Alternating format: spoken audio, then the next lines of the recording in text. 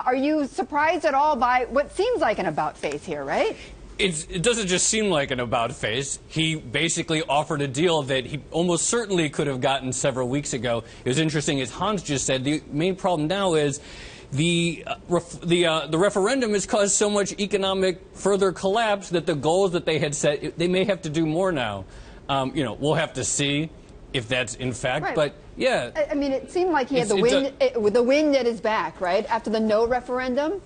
Well, the Greek government made a really big deal about the whole idea of a debt reduction and almost made that the crucial thing. And it's kind of strange because, yes, there's a lot of people who think that Greece needs to have the amount its debt has reduced, but that's not really the issue. The issue is the current crisis. Their current debt payments are not that high. The debt is already extended pretty far. Debt service costs aren't particularly burdensome. So they made this huge deal about this one thing, and we don't know if they're going to get that. In the meantime, the economy has collapsed more, and they didn't really get any improvement, obviously, in terms of the austerity measures that are causing people pain today. Is there any possibility that what Tsipras and his government have been doing is a calculated game to get a deal not only that is short-term, but as you just described, debt reduction and an additional $59 billion?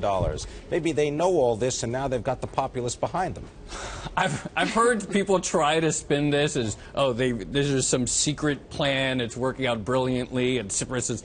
I'm not seeing it yet. It looks to me like they shut down the banking system. That's going to cause serious damage. It's not easy to reopen banks once they've been shut down because the residual nervousness.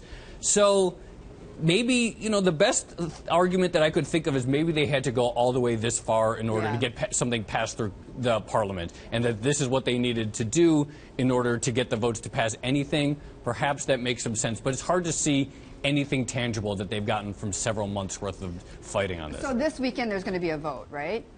I think in Greece there's scheduled to be a vote very late tonight. Very late tonight. Yeah. And then and depending on how it goes, I mean, could we see capital controls be lifted as early as Monday? That's what the Greek finance minister talking in Parliament says, that if they get a deal, then the capital controls could be lifted very soon.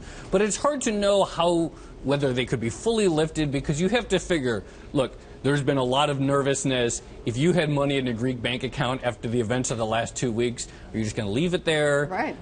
So I'm sure, But the money hasn't disappeared.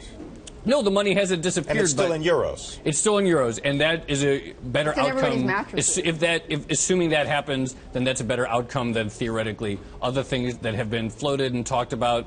But it's not easy to just turn these switches off once you've turned them on.